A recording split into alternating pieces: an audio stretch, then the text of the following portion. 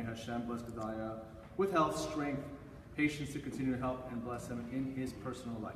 Amen. Amen. Many cats for the success and zivug of Binyamin ben Chana Bra, the Dubinsky family, for the refuah shlema of Michael Yona ben Leah. Amen. David and Joel Bohadana, in honor of Matt and Margot Perlmetter's wedding. They are a testament that when you work on changing yourself, Hashem changes nature for you. Amen. Amen.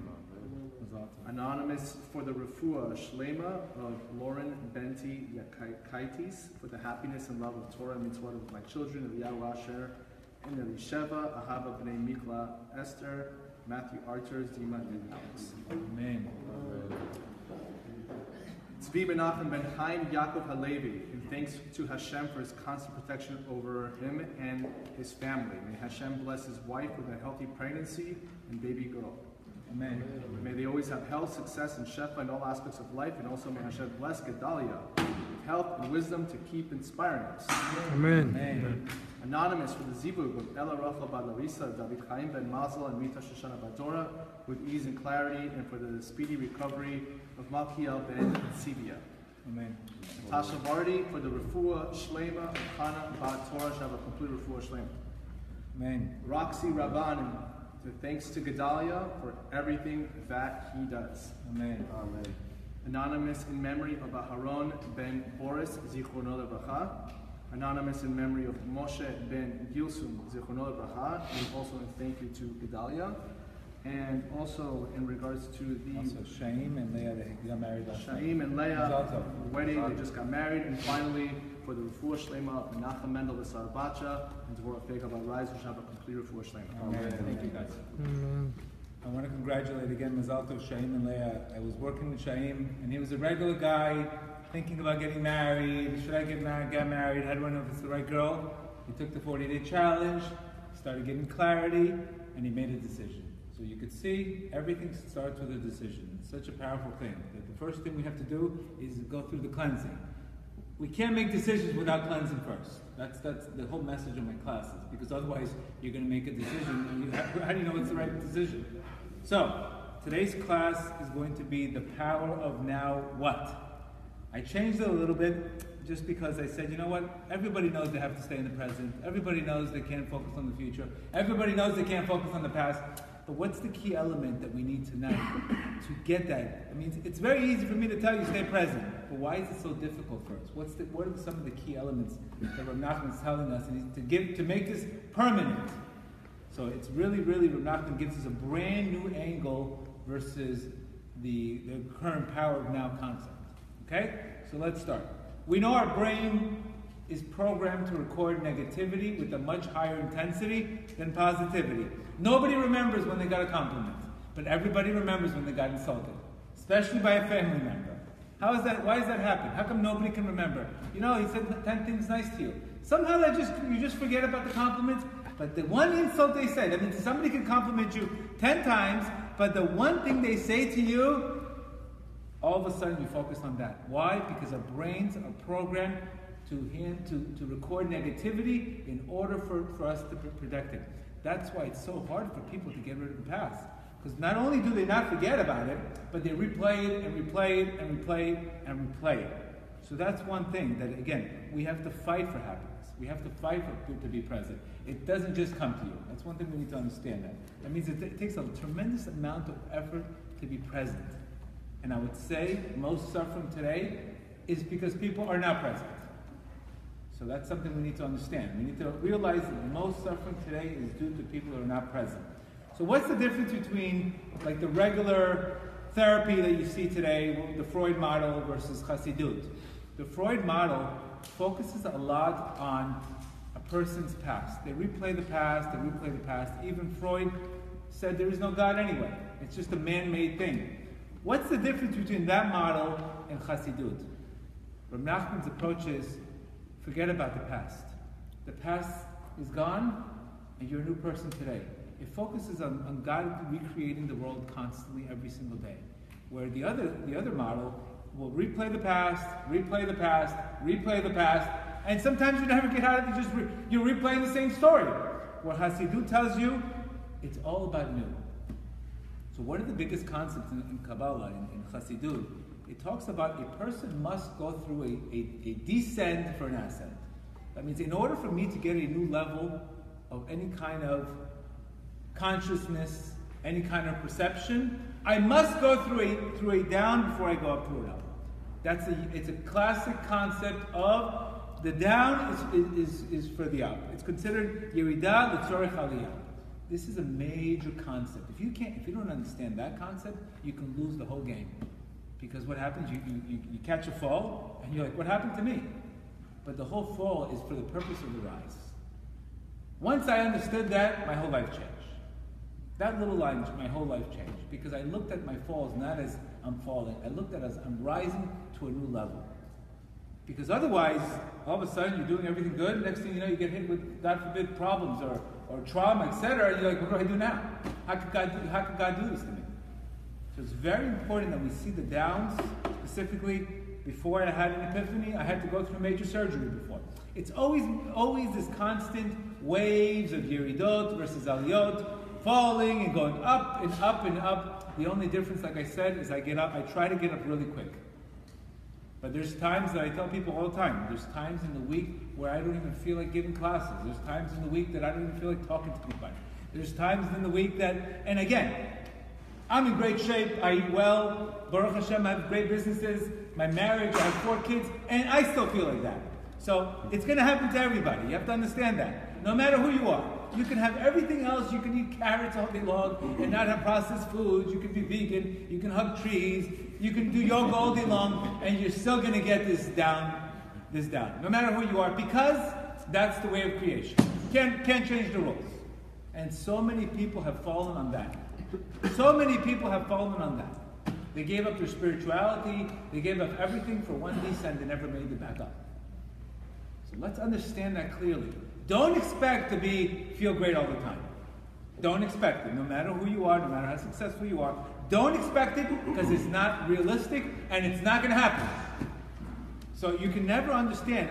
If any kind of descent that I'm going through, I label it as a tzimtzum. It's a temporary low. It's a night.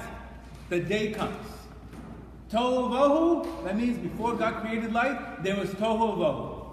The difference is, people have resilience to get back up. Other people, they stay and all day long, they're talking about tohu vohu. And this is exactly what the Baal Shem Tov is telling us. He's telling us that there was an evening and there was a boker. The word Erev means ta'avot. Ta'averet and boker represents boker. That means clarity. So it could be 75 degrees in Florida and you could be in a night in your life. Doesn't mean because the weather's dark or not. You could be completely beautiful day. Why am I feeling so off? So expect this. Get comfortable with feeling a little uncomfortable, like I said already. Don't focus on being 100% happy because I tell people, what do you think? You're going to be 100% happy? You're not even real. You're going to position yourself for failure. So even if a person has those tzimtzum, the best thing he could do is focus on what he wants, not what he doesn't want. Let's remember that before we talk about any kind of test. Why does this have to happen? Because in order to see the sun, you must experience the darkness in your life. Laws of creation. Because you'll never appreciate the sun. If it was sunny every single day, you wouldn't appreciate the sun, the dark. Only when you go through the dark can you appreciate the light. So it's very important to get that concept. And this is where the Yetzer Hara comes in. The Yetzer Hara doesn't attack you when it's in sun. The Yetzer Hara attacks you when it's the night. And all of a sudden a person projects certain meanings to that situation. Alright? Very important. Okay, so that's we just got that out of the way. So all about Hasidim is all about renewal, is all about not dwelling in the past. Even the Baal Shem Tov, according to Kabbalah, it says that according to Kabbalah, the 12 hours of the day corresponds to 12 permutations of God's name. That means every single hour there's a brand new energy of God's name coming down. But you have to be present for that. Otherwise you don't get it. So what is he saying? Furthermore, there are 1,080 dividations according to the hour, he's saying here. Each breath is a completely different creation. It's a whole different creation. So it's not, again, according to Chassidut, yes, you can have a depressed moment. Not a day. A moment. Big difference between a moment and a day. Between a moment and a week. Between a moment and a year. It's not supposed to be like that. That means Vayerev, Vayiboker, not Vayerev all day long. That's just lack of focus. Lack of focusing on the good, on yesterday's good. It's not a permanent thing. Let's remember that. Okay? How does Rav Nachman tell us to deal with our traumas in our past? Because again, if we can't get out of our head, we can't be present. Because in order to be present, first you got to get out of your head. Right? You got to exit your mind and enter the moment. First, I got to exit my mind before I enter the moment. That means if a guy's spinning all day long, and you tell him, okay, focus. First, you got to get him to stop spinning. First, we got to stop spinning. That's the key. So he's saying also here, the Gur Rebbe says, what's the best solution? He says, when we drown ourselves in our thoughts about the past, or what this means, or this anxiety, etc., what happens is it doesn't allow us to move on. So he says the best way, instead of focusing on darkness, start creating light. Start creating light. I tell many people that are problems with substance abuse. I said, okay, I understand you have a substance abuse problem, but why does your diet have to be horrible too? Why can't you exercise? Why can't you do this? Because if we create enough light in other areas of our life, then it's much easier to attack the darkness. If you're just focusing on the darkness all day long, it's very hard to attack darkness, to get any kind of light, because you're going to be overwhelmed. So it's very, very important that this comes along. Overwhelmed is the job of the Yetzer Hara. He likes to sack things on and tell you this is what you have to do, and then you shut down. You say, I can't handle this. So it's a Yetzer Hara to make things much bigger than they are. So the Gur Rebbe says we cannot change. This is the fundamental difference between the Christian attitude, which focuses on regret of the past, where according to Chassidut, it focuses on using the past as to get you higher. That means the past was a way to get close to Hashem. Through getting close to Hashem, I'm a new person. So that's where our problems are today. Unfortunately, obviously today, it's very hard for people to be focused. It's very, the more you speak to people, they just can't let go. They have to worry. They figure, if I worry enough, I'll control the outcome of the situation. And it's completely the opposite. So what we have to do is make sure we're in the right business. See, there's two businesses. There's your business and there's God's business. Make sure you're not in God's business. That means the way God runs the world. Make sure you can handle your business is what you focus on, and let God run the rest of the world. Because if you're trying to play God's business, you're in the wrong place two times. You're not in your place, and you're in another place. And that's where everything goes sour, when a person is focusing on controlling the outcome of everything, things that he can't control. So he's only going to lose 100% of the time. So remember, what is my business? What I focus on every day. What is God's business? The outcome of events in my life. Whether a shidduchim works, whether a date works, whether a business works, all I can do is put effort, the rest is up to God. I can't do anything else but that. So remember that. Rav Nachman also tells us here, one more thing about what he says here, something very deep. He says, even if all your problems would go away tomorrow, and you're not present, guess what would happen? You would just accumulate new problems. That means, say all my problems, everybody thinks, if this problem just went away, my life would be so much different. If I just got married, I would be so happy. Oh yeah? Go interview married people and see what they're going through. What do you think? It's just peaches and cream? That's just another test. Like I said, either you're in the Army, you're in the Air Force, or you're in the Marines. You're still in a war. I mean, it's not like I can escape war. You can't evade the Army. So either way, you go into some kind of battle in your life. So it's not, we always think, the rat racer thinks, if he gets this, that's what he needs to get. And then what happens when he gets it? Then he continues, and he's never present, and he's never in the moment, and he never enjoys the moment. That's why God gave the Shabbat. What's so important about Shabbat? It's Shabbat, why are a lot of people are not having a tough time keeping Shabbat? It's because they think they're missing out on the next moment. Right? I'm missing out on life. What am I missing out? You're not missing out on absolutely nothing. What, so you can have your phone in your face for 24 hours a day? Not enough 6 days a week to have a phone in your face? So Shabbat gives us perfection. It gives us, we're in the moment.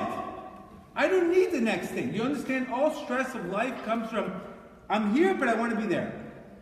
You understand the problem with not keeping Shabbat? It's just the fact that you think there's a better moment. And then what happens when you get to the better moment? There's got to be a better moment. Like you speak to somebody and you're talking to them, next thing you stick your phone out. You're saying, you're not so important for me. There's a better moment for me. And that's the next moment. See the problem? This is a perpetual cycle that can ruin your life. Because you think there's always a better moment and a better moment and a better moment. So that's the ego. The Yetzer Hara tells us, the ego tells us This moment is not good enough. There's a better moment next door. So Shabbat, we're not even allowed to talk about anything secular because you're not in the moment. The fact of Shabbat is I need to be in the moment. I don't want to think about the other things. So think about in our lives, specifically when people start praying, you have to say something. Prayer is a time to build vessels. It's an art. It's not a time to pray and have a phone in your face and thinking you're going to build any kind of vessels. So the way I see, when I start seeing people pray, all of a sudden they stick a phone in their face when they pray, finished. Well, this prayer is not going anywhere. Because in order for a prayer to go up, you have to have the heart and the mind in the same place. Not here and there. So that's why specifically when a person starts praying, the Yetzer Hara attacks him. And he confuses and all of a sudden he starts thinking about absolutely everything he could think about the minute he starts praying. Before it was okay. But the minute you start praying, the minute you start doing anything spiritual, the Yetzer Hara goes, let's go get it. So all the person starts thinking. So that's why the pious people in the past, they used to meditate 1 hour so they would come into prayer completely clean. So what I do every morning is when I do my Hispod Didud, I talk to God, I take out all the garbage. So when I come to pray, I'm clean. Otherwise, what do you think you're going to be doing? Replaying memories in the past and all that. So it's very important that we get through that. So again, all suffering is from being here and wanting to be there. We have to understand what the Yetzer Hara constant. So we're never present in our life and we never get what we're supposed to get. So this is one thing very, very important. So what's the key element? Rav Nachman's saying it. What's the key element for me to stay present? Right? Again, we could tell you all day long, be present, but what do I need? What's the key element Rav Nachman's telling us here? He's telling us here in lesson 61 that God is beyond time. God is beyond time. And he's saying here that time is only due to our deficient comprehension. What does this mean? That means the more doubt you have, the more consciousness you have, the more intellect you have, the less you're hurried by time. For example, you tell a 4-year-old kid, by the way, we're going to go to Orlando, it's going to take 4 hours to get there. What does he say? 4 hours? It's forever 4 hours. I can never make it. He starts crying about 4 hours. An adult saying 4 hours is nothing. If you ask your grandfather 4 hours, he's going to laugh at you what 4 hours is. That means time, the more intellect you have, the less time presses you. People that have a big imagination, they say, oh my God. Like for example, I tell people, you should meditate or pray for 15 minutes by yourself. 15 minutes? I'd rather jump off a building than be with myself for 15 minutes. Because why? Because he can't be present. That means if I'm present, I can speak for an hour. But the fact that I want to be, the stress of me being somewhere else when I'm talking to God, that's where the stress I'm having today. You understand? It's the imagination. The imagination is the cause of all the problems. That means the more imagination you have, the less likely you're going to be present. So our job in Chassidut is to cut the imagination. Cut the movie. Take out the batteries of the Energizer Bunny. Don't let it play and play and play. Because remember, we have a habit of worrying. We're not a worrier. We have a habit of worrying. We're not a procrastinator. We have a habit of procrastinating. You understand? So the best thing, what really changed what I did, is when I wake up in the morning, the first thing I do is I blast gratitude. Because guess what? It's impossible to have gratitude and not be present. That means, if I'm thinking about my past, I can't have gratitude. What am I going to be grateful for? All the injustice that happened to me? All the money I lost? All the relationships that went bad? What am I going to thank God for? If I think my father is injustice, can I really thank him? That means I'm plagued by the past. Why is gratitude such a huge thing today? Why is everybody talking gratitude, 25% scientifically, your life can change, money, health, etc.? Because gratitude keeps you in the moment. There's no greater way to put you in the moment than to have gratitude. Now, if you're thinking about it, if you have anxiety over the future, you can't have gratitude either because you're already thinking above. So what we need to do is we need to exit our mind and enter the moment, and the first thing we need to do is pump yourself with abundant presence, and that's only through gratitude. Because when I starts thank you, I'm present. I feel the gratitude. And that's why it's so successful today. Because it puts you in the present. And once you're in the present, you get all your energy back. Otherwise, you lose your energy. So, people tell me, well, how could, it's so hard for me to be present. It's so hard for me to be present. What is from Nachman's message? He has a new therapy called JFT. Not JFK. JFT. That's my therapy that I just came out with. Rav Nachman says most people think of forgetting as a serious drawback. But you know what he says? He says it's a great advantage. He says if you wouldn't be able to forget, you wouldn't be able to pray, you wouldn't be able to function in your whole life. God gave you a gift of forgetting for a reason. It's a gift. Believe it or not, forgetting is a gift. Right? If you did not forget, it would be impossible to serve God. You would remember your whole entire past, and these memories would drag you down, etc., etc., etc. And what happens? You're going to be constantly plagued by these things. So he doesn't tell you to go revisit the past and see what could you have done better. He tells you just forget. That's simple. Sometimes I tell people, you know what the best thing you could do is just forget. What? Just forget? It means it's that simple? Yes, it's that simple. It's that simple. You can just forget. Just like you can remember, you can also forget. That's what he wants you to do. He says the past is gone, and you never need to be part again. And Rav Nachman says he would practice to never replay unfinished memories. Because remember, we have to understand something. Our brain stores negativity with so much more intensity than positivity. So anytime somebody says something to you, it's going to go right away, it's going to stick to you, and that's all you're going to focus. It's like the spotlight effect. All you can remember is what this person did to you. And what happens? You have built-in emotions and regret and all that, and who does it do? It's damaging you. Once I realized in my life that when I wasn't present, all of a sudden I started seeing, people would call me. I'm like, I'm not in the mood to talk. I'm not in the mood for this phone call. I'm not in the mood to talk to this person. And I started saying, oh my God, I'm making major decisions in my life. I'm not answering possibly key phone calls because I'm not in the mood? That's a problem. That means my life is being run by my mood, what happens? You can get, one phone call could change your life. I've had days where one phone call changed my life. If I didn't get that phone call, or if I didn't get that email, my life would be completely different today. So imagine if our whole lives are run by our mood of the past or the future. What happens? It puts us in a very cold, not in the mood mentality. So what happens? There's opportunities or a date. For example, a person had a breakup. Next thing you know, I got a great girl for you. Not in the mood. I'm not in the mood to go out because of the other girl. But what does she have to do with this girl? This is the girl that's going to help you for the other girl. But when we start thinking about the past, then all of a sudden we start sabotaging our future decisions.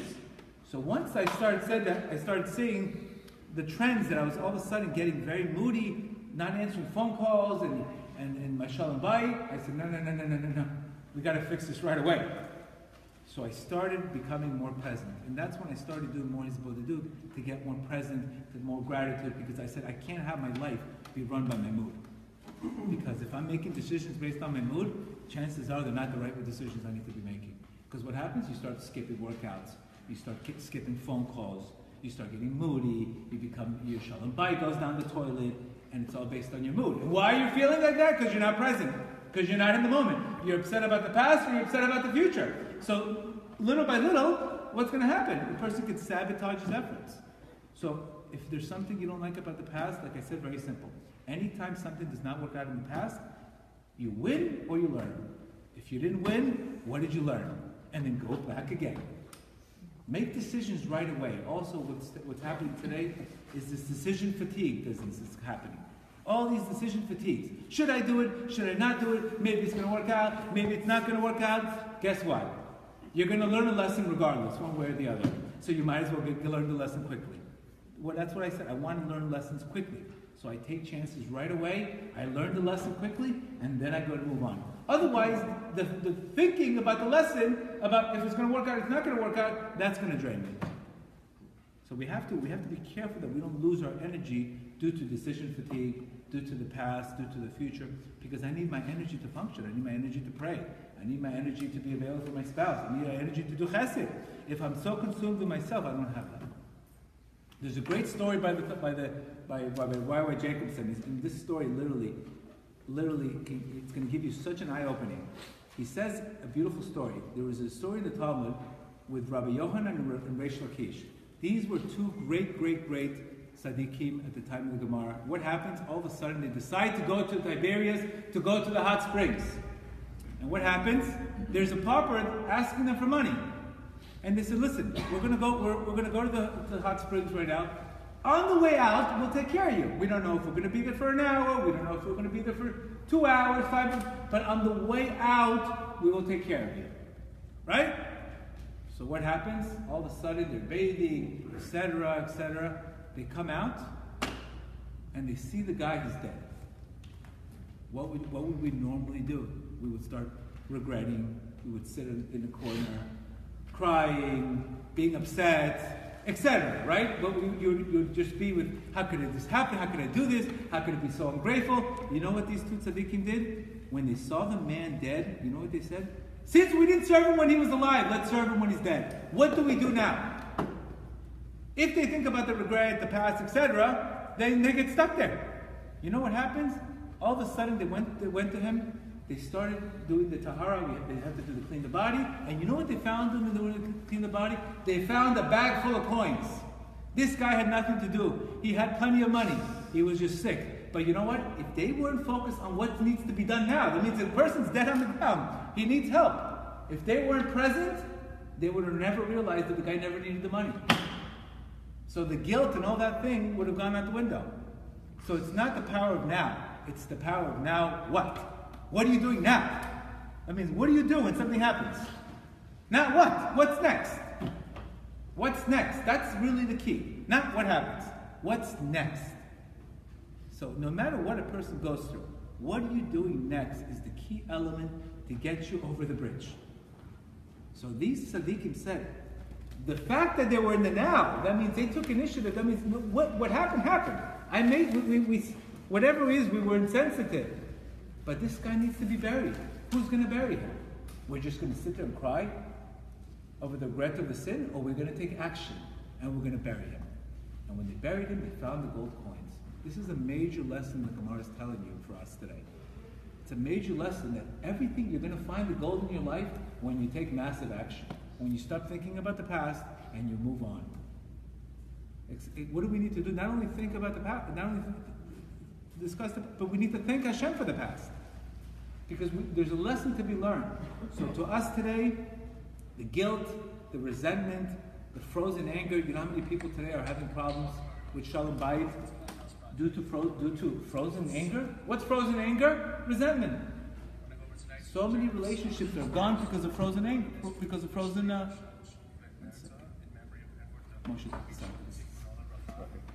So many relationships today are destroyed because of resentment. When did he do that to you? Oh, he did it to me 4 years ago. You still haven't forgave him now? Where's the presence? So we have to understand that the Yetzer Hara is the key element to this. So how can I get out of this situation? What's the key element Rav Nachman says? He's saying that everybody knows, that means God hides the time element from you. He knows that you're going to be successful in this business in 1.5 years, and you have to wait. But if he would tell you, then there would be no free choice. So what happens, he removes the element of time to allow man to have free choice. For example, if a person was worried they're not going to have any kids, and next thing you know, they're showing a movie that she's going to have kids in 2 years, the anxiety's gone, everything's gone. In a minute, everything's gone. But specifically, it's not made that way. It's made for you to test you on what you do with the minute. The Gemara says, whoever presses the hour presses him. That means when a person's not patient for something, not only does he not get it, but he presses it more and more and more. That means lack of patience could be one of the key elements for a person to losing everything. So what do we need to do is we need to have more dot. The more dot you have, the more knowledge you have, the more intellect, the more consciousness you have, the less imagination you have. That means either you have 100% dot, 0% imagination, negative imagination, or the imagination is where all the stories are coming up. So what do we need to do? We need to get out of the imagination business, unless you're working for Disney and you're getting paid for it. That's a different story. But if you're not in that, we've got to cut the imagination. Because remember, we're the ones that give meaning to things. It's very important. So that's what he says, there's a direct proportionate between. That means the more dot I have, that means when you're having fun, time flies. Everybody here, when you're having fun, when you meet a guy, you meet a girl, all of a sudden 5 hours go by. But when you're not having fun, when you're stressed out, time takes forever. Because the element of imagination takes place. And that's where the pain is coming from today. Understand? Just like a kid. You can't tell a kid that 4 hours is nothing. Because he's a kid. He doesn't have the consciousness of only a kid. But what happens if we behave like a kid, then we think everything takes forever. And when we say everything takes forever, then we never do anything. We never make the right decisions. And I tell people all the time, I said, how is it possible that on Yom Kippur, I know a person has a diet issue, etc. How is it possible on Yom Kippur you're able to fast for 25 hours? How is that possible if you can't stop craving junk food for an hour? I can. How did you do Yom Kippur? Did you do Yom Kippur? Yes. How did you do it? I said, let me ask you a question. Did you get hungry in Yom Kippur? Absolutely, I got hungry. But what happened? It went away. We all got hungry in Yom Kippur. 1 o'clock in the afternoon for about 20 minutes. We thought we were going to die. Or we thought that I can't do this. There's no way I can do this. And then what did you tell yourself? Yes, I can do it. I did it last year. So somehow in Yom Kippur, we did it, right? Every Yom Kippur, somehow you can fast for 25 hours. What's the key element that a person is able to do that? You know what's the difference? It's because on Yom Kippur, he makes a decision. That's the key element. When you make a decision, you go all in. When you don't go all in. So then you allow the element of the Yetzer Hara to come in. So that's such a powerful thing. When you make a decision, it's all intellect. This is what I'm doing, 100% I'm all in. There's no room for imagination. There's no room. There's no room for imagination. But when you don't make decisions, guess what happens? All the imagination comes in. Is it going to work out? Is it not going to work out? What's going to happen this? When am I going to sell my house when this is not? All these crazy fears and phobias are only when we allow the imagination to take over our brains. So I can't be present. I could read Edgar Tolle all day long, but if I don't get rid of if I don't supply my brain to realize, for example, you had a rough day. How do I label it? That's a night in my life.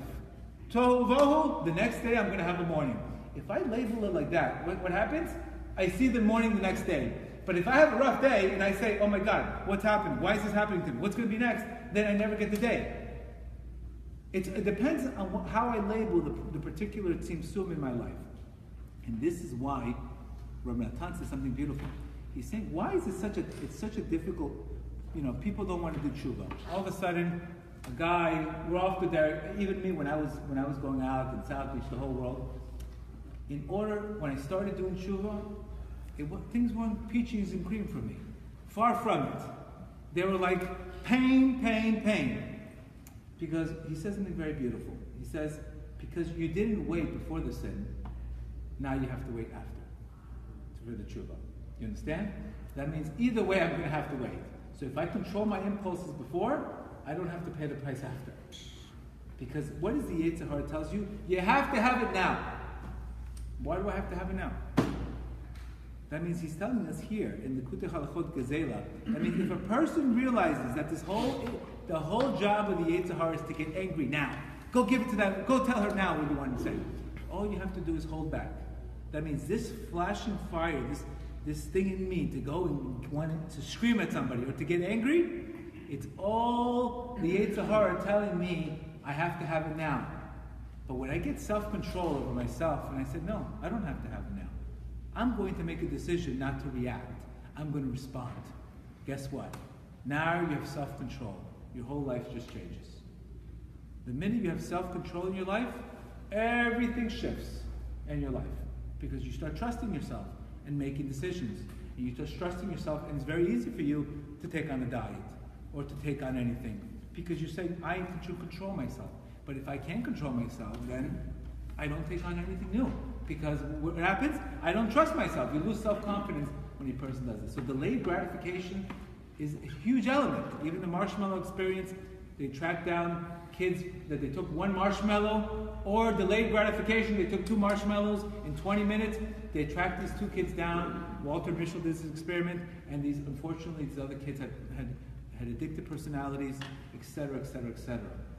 So that's why sometimes when I try to coach people, I said, try to get somebody who has self-control. I understand you want this from the guy, I understand you want money, I understand this, I understand you want this, but if you don't have self-control, then all of this can go down the window in 1 minute. Without self-control, it goes all down the window. You can have the greatest life in the life, but when you make one mistake, you can ruin your whole life. So the key element is self-control. And how? By being present. That means I don't need the next moment. I'm here right now. This is the moment that I got to be in. Because remember, the evil inclination thinks, the ego says the next moment is always better than this moment. And it's a constant rat race. That means I'm always chasing a prize instead of enjoying the journey in life. I said, you know what? Part of getting close to Hashem, it's not about the prize, it's about the journey. What did you do? I remember the 6 months it took me to get answered one time in prayer. I remember all the tough times I went up and down. I remember the tough days. I remember those days. I remember the journey. But if I was only focusing on the prize, I would never have the energy to continue the journey. See, the problem is, the Yetzer Hara tells you, if you don't have the prize, you're worthless. So you lose the journey, and you become a rat racer. Okay, I got what I wanted. Okay, what do I do now? This is what I wanted? Okay, what do I do next? So you're never satisfied. That's the problem. A person who's not present, he's never satisfied with what he has. And again, if you look around, this is a world of ta'avot, especially Miami. There's never enough, never enough, never enough. So the Torah grounds us and tells us you can be happy in the moment. You don't have to run to the next moment. That's why Shabbat is so wonderful, because you're in the moment. There's nothing else happening in the world but the moment. And once you have this, you have inner peace, etc., etc. So again, according to the imagination, the more imagination, the harder it is for you to stay in the moment. It's almost impossible to stay in the moment. So the first thing is I have to label events in my life, specifically that I didn't like, and I have to give it meaning. And I have to put an end to that right away. Because these are the things that are driving the imagination. For example, a bad parenthood. You had a bad childhood. All of a sudden, a child could say, my parent he did this to me because I must have been worthless. So what, he thinks his whole life he's worthless? Not true. That's just the way the parent was emotionally incapable of dealing with you. So once you put an end to that story and you forget about it, you can move on. Then you can start becoming present. Or God forbid, abuses, or with relationships, or failed marriages. People are making decisions, they don't want to get into the new marriage because of the past. But that was the failure. That was the tohu vohu. That was the chaos. That means after chaos, God is not here to punish us. God is here to give us, for us to embrace the Emunah, and then He gives you the light. I can't tell you, there's nothing in my life that I did not receive without first going through a major, major, major yeridah. It's the story of my life. Business, relationships. Across the board in my life, I can't remember one thing that I received that stuck with me that I didn't have a major, major, major fall right before. I don't remember. So now, again, I'm prepared for those. I don't give it meaning. I don't catastrophize it. I just say, it's a night. Tomorrow will be better.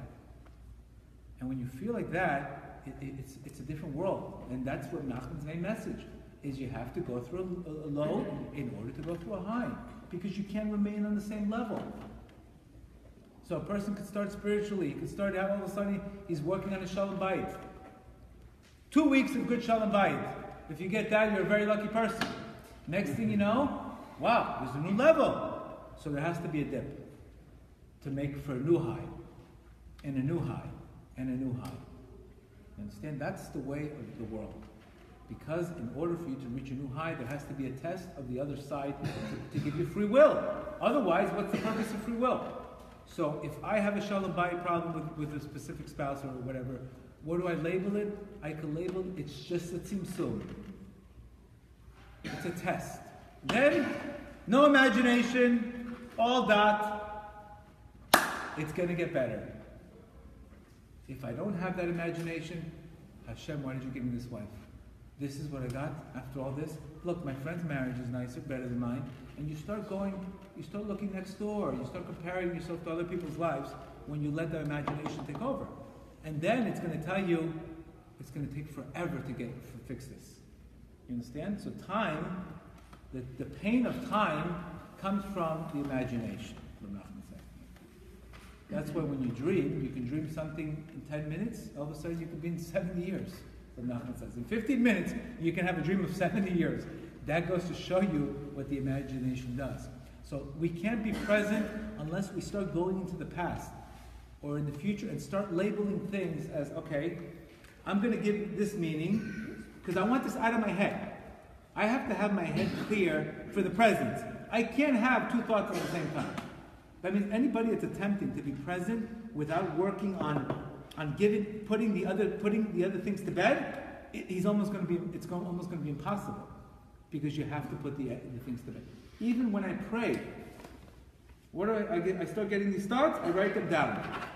Okay, I don't let them in my head. Put them down on a paper, because you don't want things to start growing and growing and growing and growing and growing. So the key to being present is to focus again on knowing how to deal with the tzimtzumim, knowing how to deal with the nights in your life, labeling them the right way, having emunah, and saying it's a tzimtzum. It's only temporary.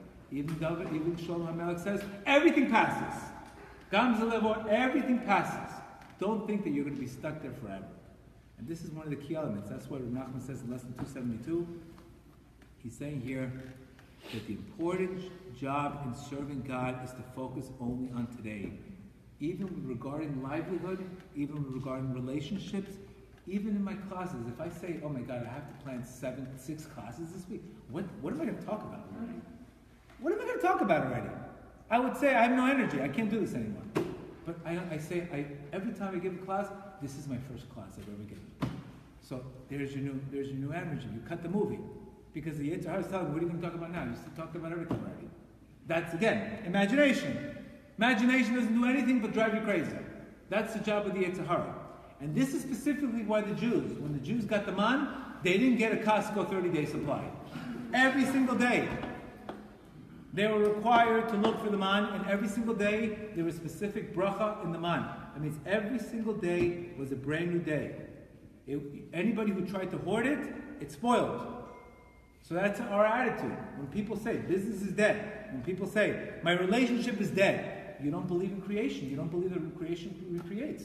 You don't believe in a new day. It's against complete the world.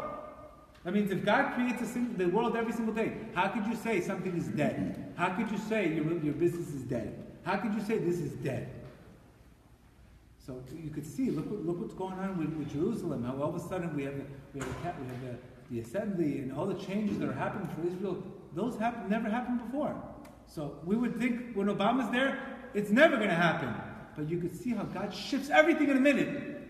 When you think there's no hope, Obama, this one, you think there's no hope now. What are we going to do now? Who's going to be president next? And then God switches it in a minute. And all of a sudden, look at all the miracles that are happening for Israel. Nobody would have thought of that 2-3 years ago. In a million years, I promise you nobody was thinking about that. But that's the power of the God. He recreates the world every single day. So we also have to recreate ourselves every single day. Same thing, if you do what you did in the beginning of the relationship, there'll never be an end. Think about it. If you do what you did in the beginning of the relationship with God, if you did what you did in the beginning of the relationship with your spouse, there'll never be an end. But what happens? We don't do what we did in the beginning. We start getting comfortable, we start getting tired, we start getting comfortable with our health, and then there's an end. So our whole essence is being present and renewing and not letting these toxic emotions go. All right?